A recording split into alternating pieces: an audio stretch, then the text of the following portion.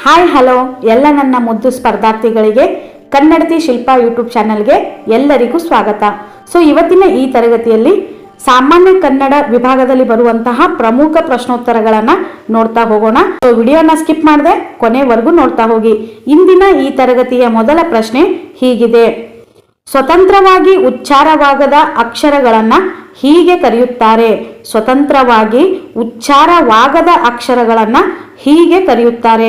Option ನೋಡೋದಾದ್ರೆ ಯೋಗವಾಹಗಳು, ಪ್ಲುತ, ಸ್ವರ ಹಾಗೂ ವ್ಯಂಜನ. ಸೊ ಈ ಪ್ರಶ್ನೆಗೆ ಸರಿಯಾದ ಉತ್ತರ ಆಪ್ಷನ್ 4 ವ್ಯಂಜನ. ಸ್ವತಂತ್ರವಾಗಿ ಉಚ್ಚಾರವಾಗದ ಅಕ್ಷರಗಳನ್ನ ವ್ಯಂಜನಾಕ್ಷರಗಳು ಎಂದು ಕರೆಯುತ್ತಾರೆ. ನಮ್ಮ ಕನ್ನಡ ವರ್ಣಮಾಲೆಯಲ್ಲಿ ವ್ಯಂಜನಾಕ್ಷರಗಳು ಎಷ್ಟಿದಾವೆ ಅಂದ್ರೆ 34 ವ್ಯಂಜನಾಕ್ಷರಗಳನ್ನ ನಾವು ನೋಡಬಹುದು. ಸೊ ಈ 34 ವ್ಯಂಜನಾಕ್ಷರಗಳನ್ನ ಮತ್ತೆ 2 ವಿಭಾಗಗಳನ್ನಾಗಿ ವಿಂಗಡಿಸಲಾಗಿದೆ. ಅವುಗಳು ಯಾವುವು ಅಂದ್ರೆ ವರ್ಗೀಯ ವ್ಯಂಜನ ಹಾಗೂ ಅವರ್ಗೀಯ ವ್ಯಂಜನ. ಸೊ ಈ ವ್ಯಂಜನ ಅಕ್ಷರಗಳಿಗೆ ಸ್ವತಂತ್ರವಾದ ಉಚ್ಚಾರಣೆ ಇರೋದಿಲ್ಲ. ಇದು ಸ್ವರಗಳ ಸಹಾಯದಿಂದ ಉಚ್ಚಾರಣೆಗೆ ಒಳಪಡುತ್ತದೆ ಅಂತಾನೆ ಹೇಳ್ಬೋದು. ಸೊ ಸ್ವತಂತ್ರವಾಗಿ ಉಚ್ಚಾರವಾಗದ ಅಕ್ಷರಗಳನ್ನ ನಾವು ವ್ಯಂಜನಾಕ್ಷರಗಳು ಅಂತ ಹೇಳಿ ಕರಿತೀವಿ. ಸೊ ಆಪ್ಷನ್ 1 ಯೋಗವಾಹ ಅಂತಿದೆ. ಸೊ ಯೋಗ ಅಂದ್ರೆ ಸಂಬಂಧ, ವಾಹ ಅಂದ್ರೆ ಹೊಂದಿದ. ಸ್ವರದೊಂದಿಗೆ ಸಂಬಂಧ ಹೊಂದಿದ ಅಕ್ಷರಗಳನ್ನ ನಾವು ಯೋಗವಾಹಗಳು ಅಂತ ಹೇಳಿ ಕರಿತೀವಿ. ನಮ್ಮ ಕನ್ನಡ ವರ್ಣಮಾಲೆಯಲ್ಲಿ 2 ಯೋಗವಾಹಗಳಿವೆ. ಅವುಗಳು ಯಾವುವು ಅಂದ್ರೆ ಅನುಸ್ವಾರ ಅಂ ಹಾಗೂ ವಿಸರ್ಗ ಅಹ. ಅನುಸ್ವಾರ ಅಂ ಹಾಗೂ ವಿಸರ್ಗ ಆಹ, ಇವು 2 ಕನ್ನಡದಲ್ಲಿರುವಂತಹ ಯೋಗವಾಹಗಳು ಅಂತಾನೆ ಹೇಳ್ಬೋದು. ಇನ್ನು ಪ್ಲುತ ಅಂತಿದೆ. ಸೊ ಈ ಪ್ಲುತ ಸ್ವರಗಳು ಅಂದ್ರೆ 3 ಮಾತ್ರೆ ಕಾಲಾವಧಿಯಲ್ಲಿ ಉಚ್ಚರಿಸಲ್ಪಡುವಂತಹ ಅಕ್ಷರಗಳಿಗೆ ನಾವು ಪ್ಲುತ ಸ್ವರ ಅಂತ ಹೇಳಿ ಕರಿತೀವಿ. ಋಸ್ವಸ್ವರ, ದೀರ್ಘಸ್ವರ, ಪ್ಲುತ ಸ್ವರ ಅಂತ ಹೇಳಿ ಬರ್ತಾವ. ಇವುಗಳೆಲ್ಲವೂ ಸ್ವರಗಳಲ್ಲಿ ಕಂಡು ಬರುವಂತಹ ವಿಧಗಳು ಅಂತ ಹೇಳಿ ಕರಿತೀವಿ. ಋಸ್ವಸ್ವರ ಅಂದ್ರೆ 1 ಮಾತ್ರೆ ಕಾಲಾವಧಿಯಲ್ಲಿ ಉಚ್ಚರಿಸಲ್ಪಡುವಂತಹ ಅಕ್ಷರಗಳಿಗೆ ನಾವು ಋಸ್ವಸ್ವರ ಅಂತ ಹೇಳಿ ಕರಿತೀವಿ. ಅವುಗಳು ಎಷ್ಟದಾವ ಅಂದ್ರೆ 6 ಋಸ್ವಸ್ವರಗಳನ್ನ ನಾವು ನೋಡಬಹುದು. ಇನ್ನು ದೀರ್ಘಸ್ವರ. ದೀರ್ಘಸ್ವರ ಅಂದ್ರೆ 2 ಮಾತ್ರೆ ಕಾಲಾವಧಿಯಲ್ಲಿ ಉಚ್ಚರಿಸಲ್ಪಡುವಂತಹ ಅಕ್ಷರಗಳಿಗೆ ನಾವು ದೀರ್ಘಸ್ವರಗಳು ಅಂತ ಹೇಳಿ ಕರಿತೀವಿ. ಅವುಗಳು 7 ಕನ್ನಡದಲ್ಲಿ ನೋಡಬಹುದು. ಇನ್ನು ಪ್ಲುತಸ್ವರ ಅಂದ್ರೆ 3 ಮಾತ್ರೆ ಕಾಲಾವಧಿಯಲ್ಲಿ ಉಚ್ಚರಿಸಲ್ಪಡುವಂತಹ ಅಕ್ಷರಗಳಿಗೆ ನಾವು ಪ್ಲುತಸ್ವರ ಅಂತ ಹೇಳಿ ಕರಿತೀವಿ. So for example Rama. So Rama ಅಂತ ಹೇಳಿ ಕೂಗುವಾಗ ಈ ರೀತಿ ಎಸ್ ಎಸ್ ಎಸ್ ಅಂತ ಹೇಳಿ 3 ಸಾರಿ ಬರಿತೀವಿ. ಸೊ 3 ಮಾತ್ರೆ ಕಾಲಾವಧಿಯಲ್ಲಿ ಉಚ್ಚರಿಸಲ್ಪಡುವಂತಹ ಅಕ್ಷರಗಳಿಗೆ ನಾವು ಪ್ಲುತಸ್ವರ ಅಂತ ಹೇಳಿ ಕರಿತೀವಿ. ಆದರೆ ಈ ಪ್ಲುತಸ್ವರಗಳು ಕನ್ನಡದಲ್ಲಿ ಅತಿ ಕಡಿಮೆ ಬಳಸಲ್ಪಡಲಾಗುತ್ತದೆ. ಇನ್ನು ಸ್ವರ ಅಂದ್ರೆ ಸ್ವತಂತ್ರವಾಗಿ ಉಚ್ಚರಿಸಲ್ಪಡುವ ಅಕ್ಷರಗಳಿಗೆ ನಾವು ಸ್ವರಗಳು ಅಂತ ಹೇಳಿ ಕರಿತೀವಿ. ಇವುಗಳಿಗೆ ಯಾವುದರ ಸಹಾಯ ಬೇಕಾಗಿಲ್ಲ. ಇವು ಸ್ವತಂತ್ರವಾಗಿ ಉಚ್ಚಾರಣೆ ಆಗುವಂತಹ ಅಕ್ಷರಗಳಾಗಿರ್ತಾವ. ಎಷ್ಟು ಸ್ವರಗಳು ಅಂದ್ರೆ 13 ಸ್ವರಗಳನ್ನ ನಾವು ಕನ್ನಡ ವರ್ಣಮಾಲೆಯಲ್ಲಿ ನೋಡಬಹುದಾಗಿದೆ. ಸೊ ನೆಕ್ಸ್ಟ್ ಪ್ರಶ್ನೆ, 2ನೇ ಪ್ರಶ್ನೆ, ರೋದನ ಪದದ ಅರ್ಥ ಏನು? ರೋದನ ಪದದ ಅರ್ಥ ಏನು? ಆಪ್ಷನ್ ನೋಡೋದಾದ್ರೆ ನಿರಾಸೆ, ಅಳುವಿಕೆ, ಕರುಣೆ ಇಲ್ಲದೆ, ಆಶಾಭಂಗ. ಸೊ ಈ ಪ್ರಶ್ನೆಗೆ ಸರಿಯಾದ ಉತ್ತರ ಆಪ್ಷನ್ 2 ಅಳುವಿಕೆ. ರೋದನ ಪದದ ಅರ್ಥ ಏನು ಅಂದ್ರೆ ಅಳುವಿಕೆ. ನೆಕ್ಸ್ಟ್ 3ನೇ ಪ್ರಶ್ನೆ, ಕನ್ನಡ ವರ್ಣಮಾಲೆಯಲ್ಲಿನ ಮಹಾಪ್ರಾಣಾಕ್ಷರಗಳ ಸಂಖ್ಯೆ ಎಷ್ಟು? ಕನ್ನಡ ವರ್ಣಮಾಲೆಯಲ್ಲಿನ ಮಹಾಪ್ರಾಣಾಕ್ಷರಗಳ ಸಂಖ್ಯೆ ಎಷ್ಟು? 10, 5, 13, 25. ಸೊ ಈ ಪ್ರಶ್ನೆಗೆ ಸರಿಯಾದ ಉತ್ತರ ಆಪ್ಷನ್ 1 10. ಕನ್ನಡ ವರ್ಣಮಾಲೆಯಲ್ಲಿರುವ ಮಹಾಪ್ರಾಣಾಕ್ಷರಗಳ ಸಂಖ್ಯೆ ಎಷ್ಟು ಅಂದ್ರೆ 10. ಹಾಗಾದ್ರೆ ಮಹಾಪ್ರಾಣಾಕ್ಷರ ಅಂದ್ರೆ ಏನು? ಸೊ ಇವುಗಳು ಎಲ್ಲಿ ಕಂಡು ಬರುತ್ತವೆ ಅಂದ್ರೆ ಕನ್ನಡ ವರ್ಣಮಾಲೆಯಲ್ಲಿ ಒಟ್ಟು 34 ವ್ಯಂಜನಾಕ್ಷರಗಳನ್ನ ನಾವು ನೋಡ್ಬೋದು. ಅದರಲ್ಲಿ ಮತ್ತೆ 2 ವಿಧಗಳನ್ನಾಗಿ ನಾವು ನೋಡ್ತೀವಿ. ಅವುಗಳು ಯಾವುವು ಅಂದ್ರೆ ವರ್ಗೀಯ ವ್ಯಂಜನ ಹಾಗೂ ಅವರ್ಗೀಯ ವ್ಯಂಜನ. ಸೊ ಈ ವರ್ಗೀಯ ವ್ಯಂಜನದಲ್ಲಿ ಮತ್ತೆ 3 ವಿಧಗಳನ್ನಾಗಿ ನೋಡ್ಬೋದು. ಅವುಗಳು ಯಾವುವು ಅಂದ್ರೆ ಅಲ್ಪ ಪ್ರಾಣ, ಮಹಾಪ್ರಾಣ ಹಾಗೂ ಅನುನಾಸಿಕ. ಸೊ ಅಲ್ಪ ಪ್ರಾಣ ಅಂದ್ರೆ ಏನು? ಸೊ ಅಲ್ಪ ಪ್ರಾಣ ಅಂದ್ರೆ ಕಡಿಮೆ ಉಸಿರಿನಿಂದ ಉಚ್ಚರಿಸಲ್ಪಡುವಂತಹ ಅಕ್ಷರಗಳಿಗೆ ನಾವು ಅಲ್ಪ ಪ್ರಾಣಗಳು ಅಂತ ಹೇಳಿ ಕರಿತೀವಿ. ಹಾಗಾದ್ರೆ ಕನ್ನಡದಲ್ಲಿರುವಂತಹ ಅಲ್ಪ ಪ್ರಾಣಾಕ್ಷರಗಳ ಸಂಖ್ಯೆ ಎಷ್ಟು ಅಂದ್ರೆ 10. ಇನ್ನು ಮಹಾಪ್ರಾಣಾಕ್ಷರ ಅಂದ್ರೆ ಏನು? ಮಹಾಪ್ರಾಣಾಕ್ಷರ ಅಂದ್ರೆ ಹೆಚ್ಚು ಉಸಿರಿನಿಂದ ಉಚ್ಚರಿಸಲ್ಪಡುವಂತಹ ಅಕ್ಷರಗಳಿಗೆ ನಾವು ಮಹಾಪ್ರಾಣಾಕ್ಷರಗಳು ಅಂತ ಹೇಳಿ ಕರಿತೀವಿ. ಅವುಗಳು ಎಷ್ಟದಾವ ಅಂದ್ರೆ 10. ಇನ್ನು ಅನುನಾಸಿಕ ಅಂದ್ರೆ ಮೂಗಿನ ಸಹಾಯದಿಂದ ಉಚ್ಚರಿಸಲ್ಪಡುವಂತಹ ಅಕ್ಷರಗಳಿಗೆ ನಾವು ಅನುನಾಸಿಕಗಳು ಅಂತ ಹೇಳಿ ಕರಿತೀವಿ. ಅವು 5 ಅನುನಾಸಿಕಗಳನ್ನ ನಾವು ಕನ್ನಡ ವರ್ಣಮಾಲೆಯಲ್ಲಿ ನೋಡಬಹುದು. ಸೊ ಅಲ್ಪ ಪ್ರಾಣಗಳು 10, ಮಹಾಪ್ರಾಣಗಳು 10 ಹಾಗೂ ಅನುನಾಸಿಕಗಳು 5, ಒಟ್ಟು ಸೇರಿ 25 ವರ್ಗೀಯ ವ್ಯಂಜನಗಳನ್ನು ನಾವು ಕನ್ನಡ ವರ್ಣಮಾಲೆಯಲ್ಲಿ ನೋಡಬಹುದಾಗಿದೆ. ಇನ್ನು ಆಪ್ಷನಲ್ ನೋಡೋದಾದ್ರೆ ಆಪ್ಷನ್ 2 5 ಅಂತಿದೆಯಲ್ಲ, ಇದು ಅನುನಾಸಿಕಗಳು, 13 ಸ್ವರಗಳು, 25 ವರ್ಗೀಯ ವ್ಯಂಜನಗಳು ಹಾಗೂ ಅವರ್ಗೀಯ ವ್ಯಂಜನಗಳು 9. ನೆಕ್ಸ್ಟ್ ಪ್ರಶ್ನೆ. ನೆಕ್ಸ್ಟ್ 4ನೇ ಪ್ರಶ್ನೆ. ಅಬ್ಬಬ್ಬಾ ಎಂಬುದು ಡ್ಯಾಶ್ಗೆ ಉದಾಹರಣೆಯಾಗಿದೆ. ಅಬ್ಬಬ್ಬಾ ಎಂಬುದು ಡ್ಯಾಶ್ಗೆ ಉದಾಹರಣೆಯಾಗಿದೆ. ಆಪ್ಷನ್ ನೋಡೋದಾದ್ರೆ ಅನುಕರಣಾವೇಯ, ಜೋಡು ನುಡಿ, ದ್ಯುರುಕ್ತಿ, ಸರ್ವನಾಮ. ಸೊ ಈ ಪ್ರಶ್ನೆಗೆ ಸರಿಯಾದ ಉತ್ತರ ಆಪ್ಷನ್ 3 ದ್ಯುರುಕ್ತಿ. ಅಬ್ಬಬ್ಬ ಎನ್ನುವುದು ದ್ಯುರುಕ್ತಿ ಪದವಾಗಿದೆ ಅಂತಾನೆ ಹೇಳ್ಬೋದು. ಸೊ ಅಬ್ಬ ಅಧಿಕ್ ಅಬ್ಬ, ಅಬ್ಬ ಪ್ಲಸ್ ಅಬ್ಬ, ಅಬ್ಬಬ್ಬ. ಸೊ ಇದು ದ್ಯುರುಕ್ತಿ ಪದವಾಗಿದೆ. ದ್ಯುರುಕ್ತಿ ಅಂದ್ರೆ ದ್ವಿ ಅಂದ್ರೆ 2, ಉಕ್ತಿ ಅಂದ್ರೆ ಪದ ಅಂತ ಹೇಳಿ ಅರ್ಥ ಹೊಂದುತ್ತಾ. ಸೊ ಒಂದೇ ಪದ 2 ಸಾರಿ ಬಳಕೆಗೆ ಬಂತು ಅಂದ್ರೆ ಅದನ್ನ ನಾವು ದ್ಯುರುಕ್ತಿ ಅಂತ ಹೇಳಿ ಕರಿತೀವಿ.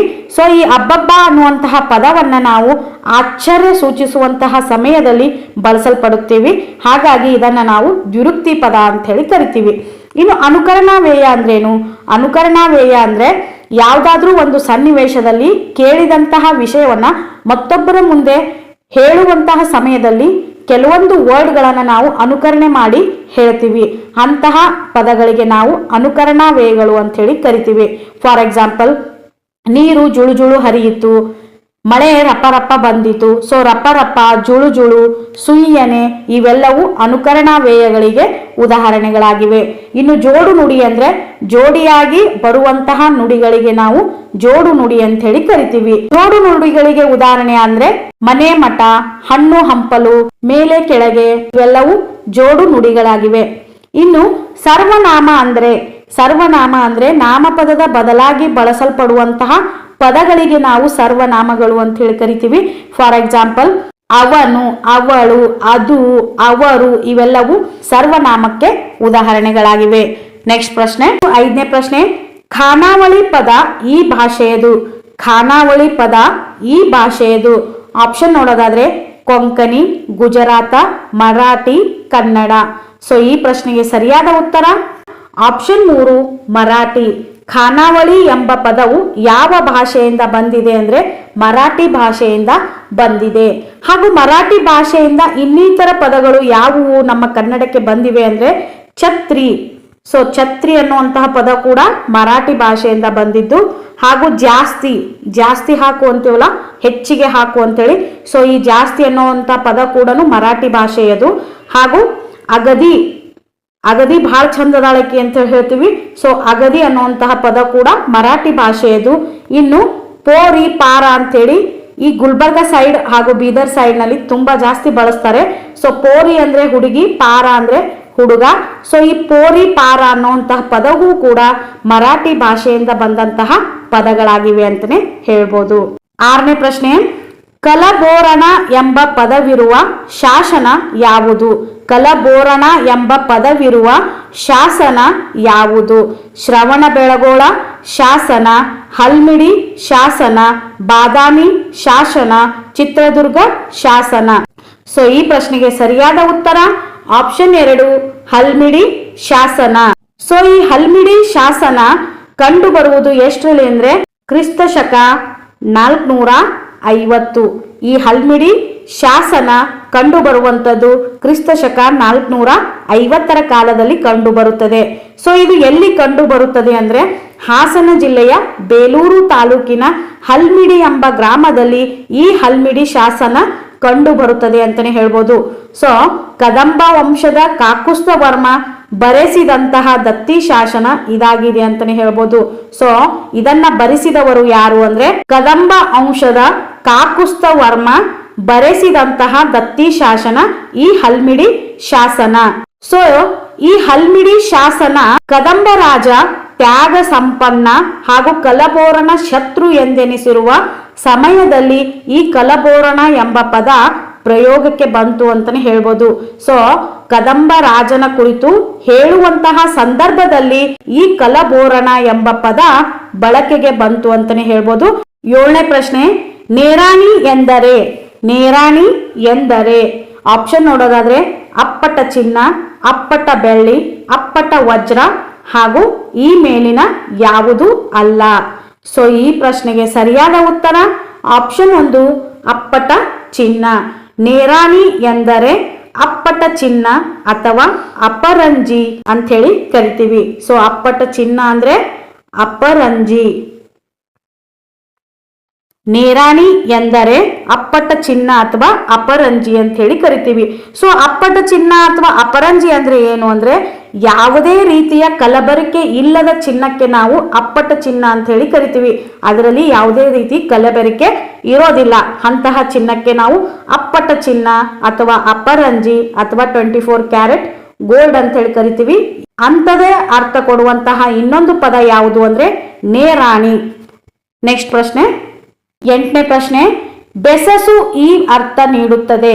ಬೆಸಸು ಈ ಅರ್ಥ ನೀಡುತ್ತದೆ. ಆಪ್ಷನ್ ನೋಡೋದಾದ್ರೆ ವಿನಂತಿ ಮಾಡು, ಆಣೆ ಮಾಡು, ಅಪ್ಪಣೆ ಮಾಡು, ಆದೇಶ ಮಾಡು.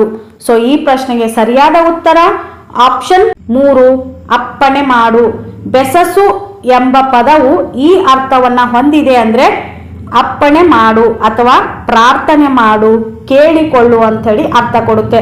ಸೊ ಬೆಸಸು ಎಂಬುವುದರ ಅರ್ಥಗಳು ನೋಡೋದಾದ್ರೆ ಅಪ್ಪಣೆ ಮಾಡು, ಪ್ರಾರ್ಥನೆ ಮಾಡು ಹಾಗೂ ಕೇಳಿಕೊಳ್ಳು ಅನ್ನುವಂತಹ ಅರ್ಥವನ್ನ ಹೊಂದಿರುತ್ತದೆ.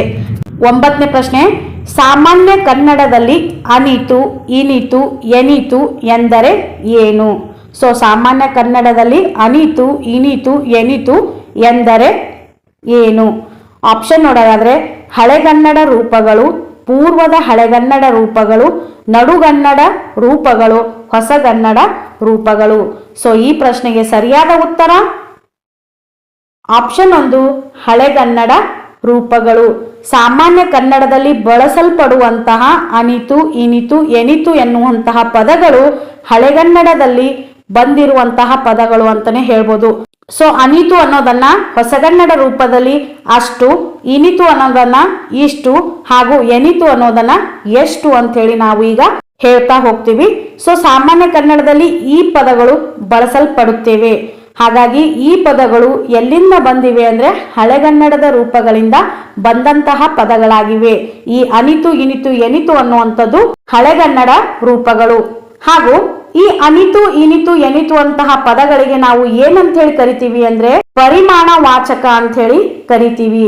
ಸೊ ಪರಿಮಾಣ ವಾಚಕ ಅಂದ್ರೆ ಏನು?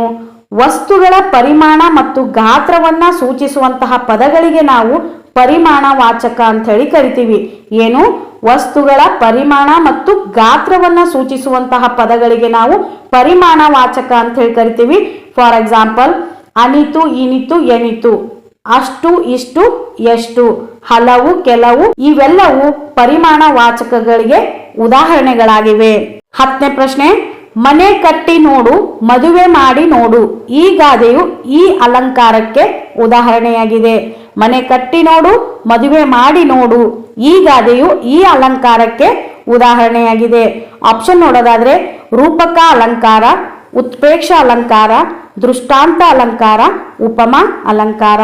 ಸೊ ಈ ಪ್ರಶ್ನೆಗೆ ಸರಿಯಾದ ಉತ್ತರ ಆಪ್ಷನ್ 3 ದೃಷ್ಟಾಂತ ಅಲಂಕಾರ. ಮನೆ ಕಟ್ಟಿ ನೋಡು, ಮದುವೆ ಮಾಡಿ ನೋಡು ಎನ್ನುವಂತಹ ಗಾದೆಯು ಯಾವ ಅಲಂಕಾರಕ್ಕೆ ಉದಾಹರಣೆಯಾಗಿದೆ ಅಂದ್ರೆ ದೃಷ್ಟಾಂತ ಅಲಂಕಾರಕ್ಕೆ ಉದಾಹರಣೆಯಾಗಿದೆ. ಸೊ ದೃಷ್ಟಾಂತ ಅಲಂಕಾರ ಅಂದ್ರೇನು? ದೃಷ್ಟಾಂತ ಅಲಂಕಾರ ಅಂದ್ರೆ ಎರಡು ಬೇರೆ ಬೇರೆ ವಾಕ್ಯಗಳು ಅರ್ಥದಿಂದ ಒಂದಕ್ಕೊಂದು ಬಿಂಬದಂತೆ ತೋರುತ್ತಿದ್ದರೆ ಅದನ್ನ ನಾವು ದೃಷ್ಟಾಂತ ಅಲಂಕಾರ ಅಂತ ಹೇಳಿ ಕರಿತೀವಿ. ಸೊ ಬಿಂಬ ಪ್ರತಿಬಿಂಬ ಇತ್ತು ಅಂದ್ರೆ ಅದನ್ನ ನಾವು ದೃಷ್ಟಾಂತ ಅಲಂಕಾರ ಅಂತ ಹೇಳಿ ಕರಿತೀವಿ. ಫಾರ್ ಎಕ್ಸಾಂಪಲ್, ಉಪ್ಪಿಗಿಂತ ರುಚಿ ಇಲ್ಲ, ತಾಯಿಗಿಂತ ಬಂಧುವಿಲ್ಲ. ಈ ರೀತಿ ಗಾದೆ ಮಾತುಗಳು ಬಂತು ಅಂದ್ರ ಖಂಡಿತ ಅದು ದೃಷ್ಟಾಂತ ಅಲಂಕಾರವಾಗಿರುತ್ತದೆ. ಸೊ ಬಿಂಬ ಪ್ರತಿಬಿಂಬ ಇತ್ತು ಅಂದ್ರೆ ಅದನ್ನ ದೃಷ್ಟಾಂತ ಅಲಂಕಾರ ಅಂತ ಹೇಳಿ ಕರಿತೀವಿ. ಇನ್ನು ರೂಪಕ ಅಲಂಕಾರ ಅಂದ್ರೇನು?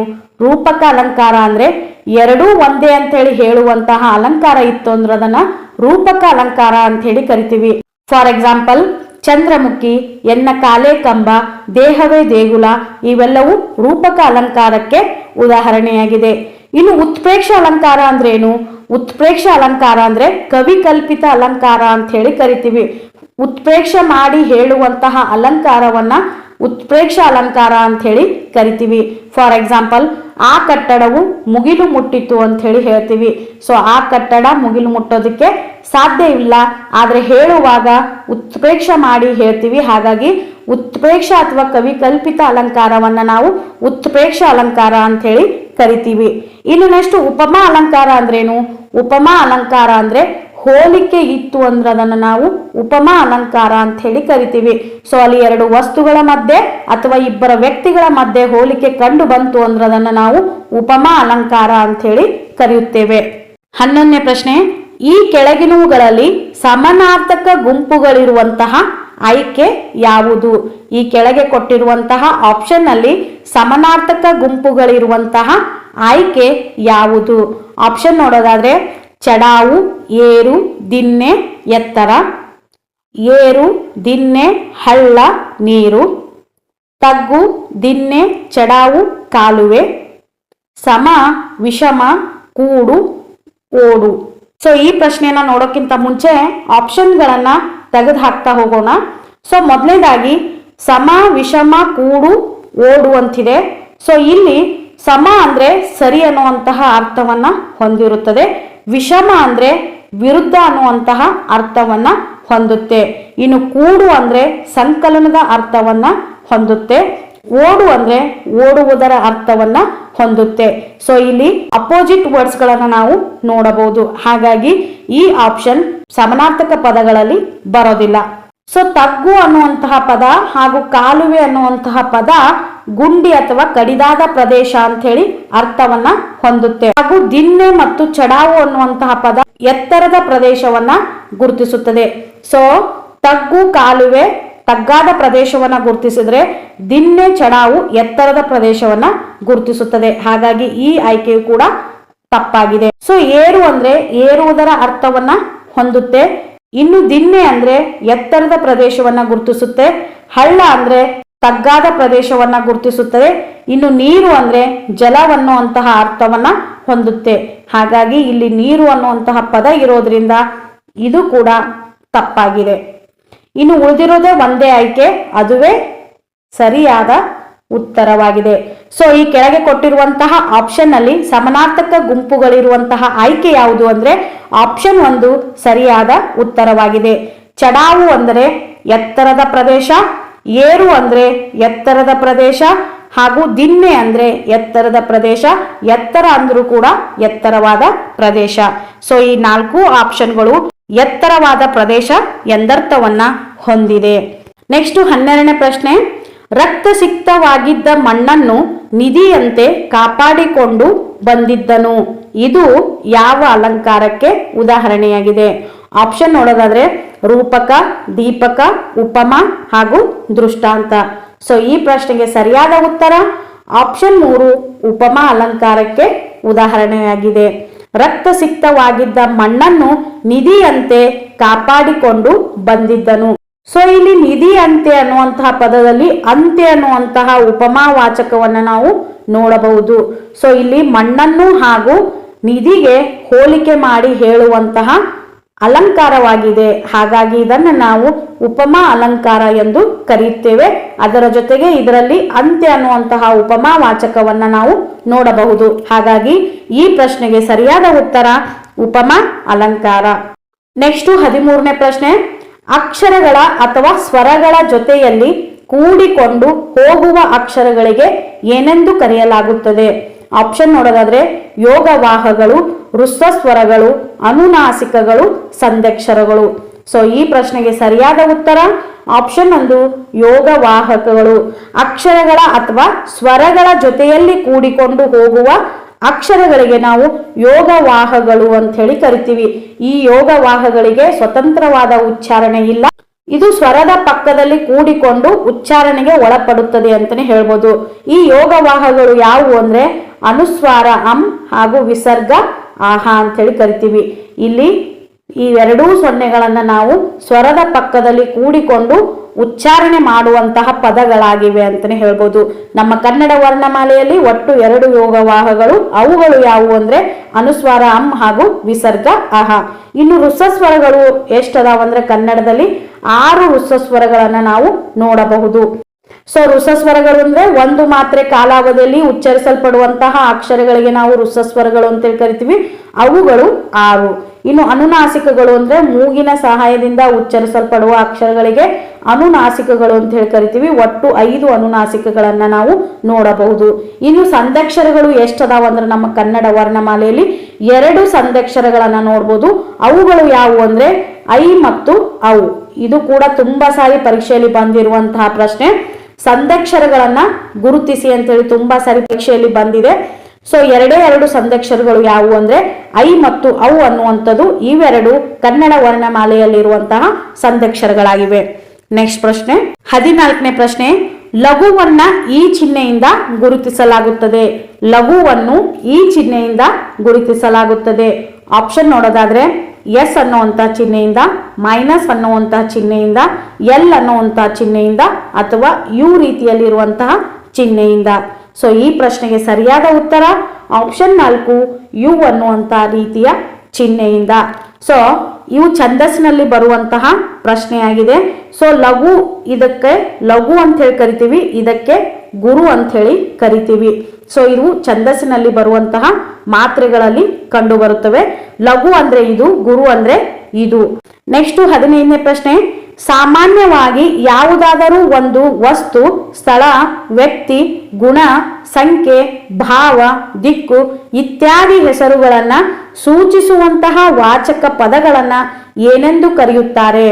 ಸೊ ಆಪ್ಷನ್ ನೋಡೋದಾದ್ರೆ ನಾಮಪದಗಳು, ಕ್ರಿಯಾಪದಗಳು, ಸಂಧಿಗಳು ಹಾಗೂ ಸಮಾಸಗಳು. ಸೊ ಈ ಪ್ರಶ್ನೆಗೆ ಸರಿಯಾದ ಉತ್ತರ ಆಪ್ಷನ್ 1 ನಾಮಗಳು. ಸಾಮಾನ್ಯವಾಗಿ ಯಾವುದಾದರೂ ಒಂದು ವಸ್ತು, ಸ್ಥಳ, ವ್ಯಕ್ತಿ, ಗುಣ, ಸಂಖ್ಯೆ, ಭಾವ, ದಿಕ್ಕು ಇತ್ಯಾದಿಗಳನ್ನ ಹೆಸರನ್ನ ಸೂಚಿಸುವಂತಹ ವಾಚಕ ಪದಗಳಿಗೆ ನಾವು ನಾಮಪದಗಳು ಅಂತ ಹೇಳಿ ಕರಿತೀವಿ. ಈ ನಾಮಪದದ ಮೂಲ ರೂಪವನ್ನ ನಾವು ಏನಂತ ಹೇಳಿ ಕರಿತೀವಿ ಅಂದ್ರೆ ನಾಮ ಪ್ರಕೃತಿ ಅಂತ ಹೇಳಿ ಕರಿತೀವಿ. ಸೊ ಇದು ಕೂಡ ತುಂಬಾ ಸಾರಿ ಪರೀಕ್ಷೆಯಲ್ಲಿ ಬಂದಿರುವಂತಹ ಪ್ರಶ್ನೆ. ನಾಮಪದದ ಮೂಲ ರೂಪವನ್ನ ನಾಮ ಪ್ರಕೃತಿ ಅಂತ ಹೇಳಿ ಕರಿತೀವಿ. ಇನ್ನು ಕ್ರಿಯಾಪದದ ಮೂಲ ರೂಪವನ್ನ ಕ್ರಿಯಾ ಪ್ರಕೃತಿ ಅಥವಾ ಧಾತು ಅಂತ ಹೇಳಿ ಕರೆಯುತ್ತೇವೆ. ಸೊ ನಾಮಪದ ಸಿದ್ಧಗೊಳ್ಬೇಕು ಅಂದ್ರೆ ನಾಮಪದದ ಜೊತೆಗೆ ವಿಭಕ್ತಿ ಪ್ರತ್ಯಯಗಳು ಸೇರಿ ಒಂದು ನಾಮಪದವಾಗಿ ಸಿದ್ಧಗೊಳ್ಳುತ್ತದೆ ಅಂತಾನೆ ಹೇಳ್ಬೋದು. ಸೊ ನಾಮಪದದ ಜೊತೆಗೆ ಯಾವ ಪ್ರತ್ಯಯಗಳು ಸೇರ್ಬೇಕು ಅಂದ್ರೆ ವಿಭಕ್ತಿ ಪ್ರತ್ಯಯಗಳು ಸೇರಿದಾಗ ಮಾತ್ರ ಅದು ನಾಮಪದವಾಗಿ ಸಿದ್ಧಗೊಳ್ಳುತ್ತದೆ ಅಂತಾನೆ ಹೇಳ್ಬೋದು. ಹಾಗಾಗಿ ಈ ಪ್ರಶ್ನೆಗೆ ಸರಿಯಾದ ಉತ್ತರ ನಾಮಪದಗಳು. ಇನ್ನು ಕ್ರಿಯಾಪದಗಳು ಅಂದ್ರೆ ಕ್ರಿಯೆಯನ್ನ ಸೂಚಿಸುವಂತಹ ಪದಗಳಿಗೆ ನಾವು ಕ್ರಿಯಾಪದಗಳು ಅಂತ ಹೇಳಿ ಕರಿತೀವಿ. ಈ ಕ್ರಿಯಾಪದದ ಮೂಲ ರೂಪವನ್ನ ಧಾತು ಅನ್ನುವಂತಹ ಪದದಿಂದ ನಾವು ಗುರುತಿಸಬಹುದು. ನೆಕ್ಸ್ಟ್ ಪ್ರಶ್ನೆ 16ನೇ ಪ್ರಶ್ನೆ, ಗುರ್ತು ಪದದ ಗ್ರಾಂಥಿಕ ರೂಪ ಇದಾಗಿದೆ. ಗುರ್ತು ಪದದ ಗ್ರಾಂಥಿಕ ರೂಪ ಇದಾಗಿದೆ. ಗುರ್ತು, ಗುರುತ, ಗುರುತು, ಗುರುತ. ಸೊ ಈ ಪ್ರಶ್ನೆಗೆ ಸರಿಯಾದ ಉತ್ತರ ಆಪ್ಷನ್ 3 ಗುರುತು. ಗುರ್ತು ಪದದ ಗ್ರಾಂಥಿಕ ರೂಪ ಯಾವುದು ಅಂದ್ರೆ ಗುರುತು. ನೆಕ್ಸ್ಟ್ 17ನೇ ಪ್ರಶ್ನೆ, ದೀಪಿಕಾ ದೀವಿಗೆ ಬಂಜೆ ಡ್ಯಾಶ್. ದೀಪಿಕಾ ದೀವಿಗೆ ಬಂಜೆ ಡ್ಯಾಶ್. ಸೊ ಈ ಪ್ರಶ್ನೆಗೆ ಸರಿ ಉತ್ತರ ನೋಡೋಕ್ಕಿಂತ ಮುಂಚೆ ಆಪ್ಷನ್ಗಳನ್ನ ನೋಡೋಣ. ಆಪ್ಷನ್ಗಳು ವಂದ್ಯ, ಮಕ್ಕಳಿಲ್ಲದವರು, ಮಹಿಳೆ, ಬುದ್ಧ. ಸೊ ಈ ಪ್ರಶ್ನೆಗೆ ಸರಿಯಾದ ಉತ್ತರ ಆಪ್ಷನ್ 1 ವಂದ್ಯ. ಬಂಜೆ ಅನ್ನುವಂತಹ ಪದವನ್ನ ವಂದ್ಯ ಅನ್ನುವಂತಹ ತತ್ಸಮ ತದ್ಭವದಿಂದ ಗುರುತಿಸಲಾಗುತ್ತದೆ ಅಂತಲೇ ಹೇಳ್ಬೋದು. 18ನೇ ಪ್ರಶ್ನೆ, ಈ ಕೆಳಗಿನವುಗಳಲ್ಲಿ ಆಗಮ ಸಂಧಿಗೆ ಉದಾಹರಣೆ ಯಾವುದು? ಈ ಕೆಳಗೆ ಕೊಟ್ಟಿರುವಂತಹ 4 ಆಪ್ಷನ್ಗಳಲ್ಲಿ ಆಗಮ ಸಂಧಿಗೆ ಉದಾಹರಣೆ ಯಾವುದು? ಆಪ್ಷನ್ ನೋಡೋದಾದ್ರೆ ಮಳೆಗಾಲ, ಕೈಯನ್ನು, ದೇವೇಂದ್ರ, ಮಹಾತ್ಮ. ಸೊ ಈ ಪ್ರಶ್ನೆಗೆ ಸರಿಯಾದ ಉತ್ತರ ಆಪ್ಷನ್ 2 ಕೈಯನ್ನು. ಸೊ ಈ ಕೈಯನ್ನು ಅನ್ನುವಂತಹ ಪದವನ್ನ ಹೆಂಗೆ ಬಿಡಿಸ್ತೀವಿ ಅಂದ್ರೆ ಕೈ ಪ್ಲಸ್ ಅನ್ನು, ಕೈ ಪ್ಲಸ್ ಅನ್ನು, ಕೈಯನ್ನು. ಸೊ ಇಲ್ಲಿ ಯಕಾರ ಆಗಮವಾಗಿ ಬಂದಿದೆ. ಸೊ ಕೈಯನ್ನು ಅನ್ನುವಂತಹ ಪದದಲ್ಲಿ ಯಕಾರ ಆಗಮವಾಗಿ ಬಂದಿದೆ. ಹಾಗಾಗಿ ಇದನ್ನ ಆಗಮ ಸಂಧಿ ಅಥವಾ ಯಕಾರಾಗಮ ಸಂಧಿ ಅಂತ ಹೇಳಿ ಕರಿತೀವಿ. ಇನ್ನು ಈ ಮಳೆಗಾಲ ಪದವು ಮಳೆ ಪ್ಲಸ್ ಕಾಲ, ಮಳೆ ಪ್ಲಸ್ ಕಾಲ ಮಳೆಗಾಲ. ಸೊ ಇದು ಕತಪಗಳಿಗೆ ಗದಪ ಆದೇಶವಾಗಿ ಬರೋದ್ರಿಂದ ಇದನ್ನ ಆದೇಶ ಸಂಧಿ ಅಂತ ಹೇಳಿ ಕರಿತೀವಿ. ಇಲ್ಲಿ ಕಕಾರಕ್ಕೆ ಗಕಾರ ಆದೇಶವಾಗಿ ಬಂದಿದೆ, ಹಾಗಾಗಿ ಇದನ್ನ ಆದೇಶ ಸಂಧಿ ಅಂತ ಹೇಳಿ ಕರಿತೀವಿ. ಇನ್ನು ದೇವೇಂದ್ರ ಅನ್ನುವಂತಹ ಪದ ದೇವ ಪ್ಲಸ್ ಇಂದ್ರ, ದೇವ ಪ್ಲಸ್ ಇಂದ್ರ ದೇವೇಂದ್ರ. ಇಲ್ಲಿ ಏಕಾರ ಬರೋದ್ರಿಂದ ದೇವ ಪ್ಲಸ್ ಇಂದ್ರ ದೇವೇಂದ್ರ ಏಕಾರ ಬರೋದ್ರಿಂದ ಇದನ್ನ ನಾವು ಗುಣಸಂಧಿ ಅಂತ ಹೇಳಿ ಕರೆಯುತ್ತೇವೆ. ಸೊ ಗುಣಸಂಧಿಯಲ್ಲಿ ಏಕಾರ ಬರುತ್ತದೆ. ಸೊ ದೇವೇಂದ್ರ ಅಂದ್ರೆ ದೇವಲೋಕದ ಒಡೆಯನಿಗೆ ನಾವು ದೇವೇಂದ್ರ ಅಂತ ಹೇಳಿ ಕರಿತೀವಿ. ಹಾಗಾಗಿ ದೇವೇಂದ್ರ ಅನ್ನುವಂತಹ ಪದ ಗುಣಸಂಧಿಗೆ ಉದಾಹರಣೆಯಾಗಿದೆ. ಇನ್ನು ಮಹಾತ್ಮ, ಮಹಾ ಅಧಿಕ್ ಅಥವಾ ಪ್ಲಸ್, ಮಹಾ ಪ್ಲಸ್ ಆತ್ಮ, ಮಹಾ ಪ್ಲಸ್ ಆತ್ಮ ಮಹಾತ್ಮ. ಇಲ್ಲಿ ಹಕಾರ ಹೋಗಿ ಹಾಕಾರ ಆಗುತ್ತ. ಸೊ ಇಲ್ಲಿ ಅಕಾರ ಹೋಗಿ ಆಕಾರ ಆಗೋದ್ರಿಂದ ಇದನ್ನ ನಾವು ಸವರ್ಣ ದೀರ್ಘ ಸಂಧಿ ಅಂತ ಹೇಳಿ ಕರಿತೀವಿ. ಮಳೆಗಾಲ ಆದೇಶ ಸಂಧಿ, ಕೈಯನ್ನು ಯಕಾರಾಗಮ ಸಂಧಿ, ದೇವೇಂದ್ರ ಗುಣಸಂಧಿ, ಮಹಾತ್ಮ ಸವರ್ಣ ದೀರ್ಘ ಸಂಧಿ. ನೆಕ್ಸ್ಟ್ ಪ್ರಶ್ನೆ, ಇಮ್ಮಾವು ಪದವು ಈ ಸಮಾಸಕ್ಕೆ ಉದಾಹರಣೆಯಾಗಿದೆ. ಇಮ್ಮಾವು ಪದವು ಈ ಸಮಾಸಕ್ಕೆ ಉದಾಹರಣೆಯಾಗಿದೆ. ಆಪ್ಷನ್ ನೋಡೋದಾದ್ರೆ ದ್ವಂದ್ವ ಸಮಾಸ, ದ್ವಿಗು ಸಮಾಸ, ಕರ್ಮಧಾರೆಯ ಸಮಾಸ, ಅಂಶಿ ಸಮಾಸ. ಸೊ ಈ ಪ್ರಶ್ನೆಗೆ ಸರಿಯಾದ ಉತ್ತರ ಆಪ್ಷನ್ 3 ಕರ್ಮಧಾರೆಯ ಸಮಾಸ. ಈ ಇಮ್ಮಾವು ಪದವನ್ನ ನಾವು ಹೇಗೆ ವಿಗ್ರಹವಾಕ್ಯ ಮಾಡ್ತೀವಿ ಅಂದ್ರೆ ಇನಿದು ಅಧಿಕ್ ಮಾವು, ಇನಿದು ಅಧಿಕ್ ಅಥವಾ ಪ್ಲಸ್ ಮಾವು, ಇನಿದು ಪ್ಲಸ್ ಮಾವು ಇಮ್ಮಾವು, ಇನಿದು ಪ್ಲಸ್ ಮಾವು ಇಮ್ಮಾವು. ಇಲ್ಲಿ ಪೂರ್ವ ಪದದಲ್ಲಿ ವಿಶೇಷಣ ಪದವನ್ನ ಹೊಂದಿದೆ. ಸೊ ಪೂರ್ವ ಪದದಲ್ಲಿ ವಿಶೇಷಣ ಪದ ಇತ್ತು ಅಂದ್ರೆ ಅದನ್ನ ನಾವು ಕರ್ಮಧಾರೆಯ ಸಮಾಸ ಅಂತ ಹೇಳಿ ಕರಿತೀವಿ. ಹಾಗಾಗಿ ಇಮ್ಮಾವು ಪದವು ಈ ಸಮಾಸಕ್ಕೆ ಉದಾಹರಣೆಯಾಗಿದೆ ಅಂದ್ರೆ ಕರ್ಮಧಾರೆಯ ಸಮಾಸಕ್ಕೆ ಉದಾಹರಣೆಯಾಗಿದೆ. ನೆಕ್ಸ್ಟ್ ಪ್ರಶ್ನೆ 20ನೇ ಪ್ರಶ್ನೆ, ನಡುರಾತ್ರಿ ಅಂಶಿ ಸಮಾಸವಾದರೆ ಮುಕ್ಕಣ್ಣು ಯಾವ ಸಮಾಸ? ನಡುರಾತ್ರಿ ಅಂಶಿ ಸಮಾಸವಾದ್ರೆ ಮುಕ್ಕಣ್ಣು ಯಾವ ಸಮಾಸ? ಆಪ್ಷನ್ ನೋಡೋದಾದ್ರೆ ಗಮಕ ಸಮಾಸ, ಬಹುರ್ವಿ ಸಮಾಸ, ದ್ವಿಗು ಸಮಾಸ, ತತ್ಪುರುಷ ಸಮಾಸ. ಸೊ ಈ ಪ್ರಶ್ನೆಗೆ ಸರಿಯಾದ ಉತ್ತರ ಆಪ್ಷನ್ 3 ದ್ವಿಗು ಸಮಾಸ. ಸೊ 3 ಅಧಿಕ್ ಕಣ್ಣು, 3 ಅಧಿಕ್ ಕಣ್ಣು ಮುಕ್ಕಣ್ಣು. ಇಲ್ಲಿ ಲಾಸ್ಟಿಗೆ ನು ಬಂತು ಅಂದ್ರೆ 3 ಅಧಿಕ್ ಕಣ್ಣು ಮುಕ್ಕಣ್ಣು. ಇಲ್ಲಿ ಪೂರ್ವ ಪದದಲ್ಲಿ ಸಂಖ್ಯಾವಾಚಿಯಿಂದ ಕೂಡಿದೆ. ಪೂರ್ವ ಪದದಲ್ಲಿ ಸಂಖ್ಯೆ ಇತ್ತು ಹಾಗೂ ಉತ್ತರ ಪದದ ಅರ್ಥ ಪ್ರಧಾನವಾಗಿದ್ರ ಅದನ್ನ ನಾವು ದ್ವಿಗು ಸಮಾಸ ಅಂತ ಹೇಳಿ ಕರಿತೀವಿ. ಹಾಗಾಗಿ ಮುಕ್ಕಣ್ಣು ಇದು ದ್ವಿಗು ಸಮಾಸಕ್ಕೆ ಉದಾಹರಣೆಯಾಗಿದೆ. ಅದೇ ಮುಕ್ಕಣ್ಣು ಬದಲಾಗಿ ಮುಕ್ಕಣ್ಣ ಅಂತಿತ್ತು ಅಂದ್ರೆ, ಸೊ ಕೇವಲ ಮುಕ್ಕಣ್ಣ ಅಂತಿತ್ತಂದ್ರೆ ಅದನ್ನ ಬಹುರ್ವಿ ಸಮಾಸ ಅಂತ ಹೇಳಿ ಕರಿತೀವಿ. ಸೊ ಬಹುರ್ವಿ ಸಮಾಸ, ಮುಕ್ಕಣ್ಣ ಅಂತಿತ್ತಂದ್ರೆ ಅದನ್ನ ಬಹುರ್ವಿ ಸಮಾಸ ಅಂತ ಹೇಳಿ ಕರಿತೀವಿ. ಸೊ 3 ಅಧಿಕ್ ಕಣ್ಣು ಅಧಿಕ್ ಉಳ್ಳವನಿಗೆ ನಾವು ಮುಕ್ಕಣ್ಣ ಅಂತ ಹೇಳಿ ಕರಿತೀವಿ. ಮುಕ್ಕಣ್ಣ ಬಂತು ಅಂದ್ರೆ ಅದು ಬಹುರ್ವಿ ಸಮಾಸ, ಮುಕ್ಕಣ್ಣು ಅಂತ ಹೇಳಿ ಬಂತು ಅಂದ್ರೆ ಅದನ್ನು ದ್ವಿಗು ಸಮಾಸ ಅಂತ ಹೇಳಿ ಕರಿತೀವಿ. ನೆಕ್ಸ್ಟ್ ಪ್ರಶ್ನೆ 21ನೇ ಪ್ರಶ್ನೆ, ಅವರಿಲ್ಲದೂಟ ಕಾದಂಬರಿಯನ್ನ ಬರೆದವರು ಯಾರು? ಅವರಿಲ್ಲದ ಊಟ ಕಾದಂಬರಿಯನ್ನ ಬರೆದವರು ಯಾರು? ಆಪ್ಷನ್ ನೋಡೋದಾದ್ರೆ Galaganatha, R Narasimhacharya, MS Puttanna, Shantakavi. So ಈ ಪ್ರಶ್ನೆಗೆ ಸರಿಯಾದ ಉತ್ತರ ಆಪ್ಷನ್ 3 MS ಪುಟ್ಟಣ್ಣ. ಅವರಿಲ್ಲದೂಟ ಕಾದಂಬರಿಯನ್ನ ಬರೆದವರು ಯಾರು ಅಂದ್ರೆ MS ಪುಟ್ಟಣ್ಣ. 22ನೇ ಪ್ರಶ್ನೆ, ಖಂಜ ಇದರ ಸಮನಾರ್ಥಕ ಪದಗಳು ಯಾವುವು? ಖಂಜ ಇದರ ಸಮನಾರ್ಥಕ ಪದಗಳು ಯಾವುವು? ಆಪ್ಷನ್ ನೋಡೋದಾದ್ರೆ ಕೊಡ್ಲಿ ಬಡಿಗೆ, ಹೆಳವ ಕುಂಟ, ಬಳ್ಳಿ ಮರ, ಮನೆ ಮಂದಿರ. ಸೊ ಈ ಪ್ರಶ್ನೆಗೆ ಸರಿಯಾದ ಉತ್ತರ ಆಪ್ಷನ್ 2 ಹೆಳವ ಕುಂಟ. ಸೊ ಖಂಜ ಇದರ ಸಮನಾರ್ಥಕ ಪದಗಳು ಯಾವುವು ಅಂದ್ರೆ ಹೆಳವ ಕುಂಟ.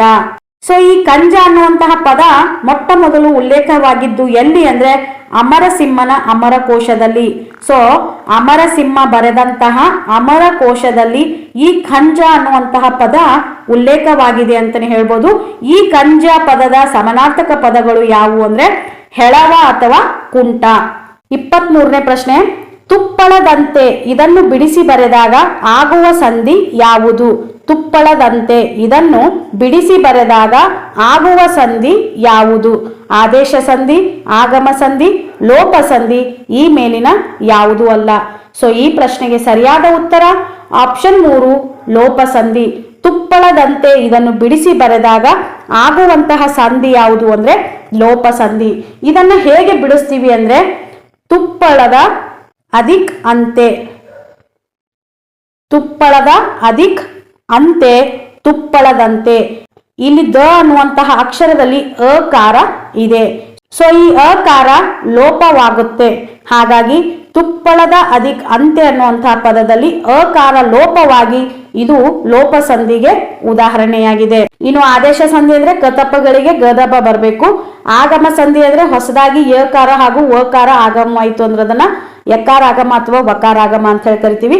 ಲೋಪ ಸಂಧಿ ಅಂದ್ರೆ ಪೂರ್ವ ಪದದ ಕೊನೆಯ ಅಕ್ಷರ ಲೋಪವಾಯಿತು ಅಂದ್ರೆ ಅದನ್ನ ಲೋಪ ಸಂಧಿ ಅಂತ ಹೇಳಿ ಕರಿತೀವಿ. ನೆಕ್ಸ್ಟ್ ಪ್ರಶ್ನೆ 24ನೇ ಪ್ರಶ್ನೆ, ವೀರಗಾಸೆ ಡ್ಯಾಶ್ ಸಂಪ್ರದಾಯಕ್ಕೆ ಸೇರಿದ ನೃತ್ಯ. ವೀರಗಾಸೆ ಡ್ಯಾಶ್ ಸಂಪ್ರದಾಯಕ್ಕೆ ಸೇರಿದ ನೃತ್ಯ.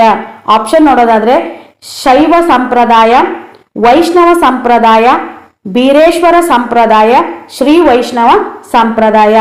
ಸೊ ಈ ಪ್ರಶ್ನೆಗೆ ಸರಿಯಾದ ಉತ್ತರ ಆಪ್ಷನ್ 1 ಶೈವ ಸಂಪ್ರದಾಯ. ವೀರಗಾಸೆ ಎನ್ನುವಂಥದ್ದು ಶೈವ ಸಂಪ್ರದಾಯಕ್ಕೆ ಸೇರಿದಂತಹ ನೃತ್ಯ ಪ್ರಕಾರವಾಗಿದೆ ಅಂತಾನೆ ಹೇಳ್ಬೋದು. ನೆಕ್ಸ್ಟ್ ಪ್ರಶ್ನೆ 25ನೇ ಪ್ರಶ್ನೆ, ಪಂಡಿತದ ವಕ್ಕಿ ಅಂದರೆ.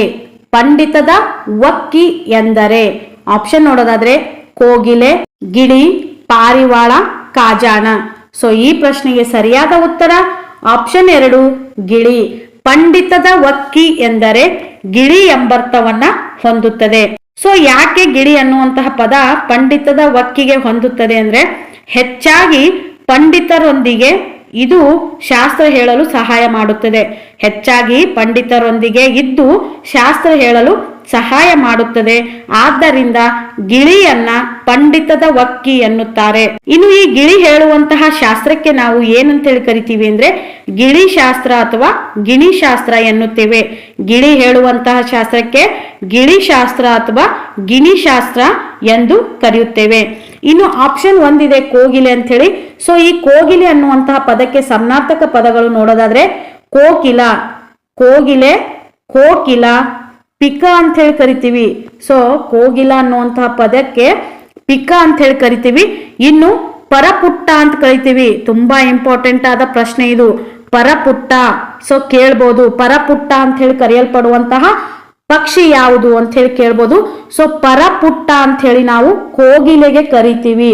ಕೋಕಿಲ, ಪಿಕ, ಪರಪುಟ್ಟ ಅಂತ ಹೇಳಿ ಕೋಗಿಲೆಗೆ ಕರೆಯುವಂತಹ ಪದಗಳಾಗಿವೆ. ಇನ್ನು ಪಾರಿವಾಳ, ಈ ಪಾರಿವಾಳವನ್ನ ಕಪೋತ ಅಂತ ಹೇಳಿ ಕರಿತೀವಿ.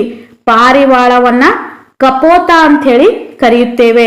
ಇನ್ನು ಕಾಜಾಣ, ಕಾಜಾಣ ಅಂದ್ರೆ ಭೀಮರಾಜ ಅಂತ ಹೇಳಿ ಕರಿತೀವಿ. ಕಾಜಾಣ ಅಂದ್ರೆ ಭೀಮರಾಜ.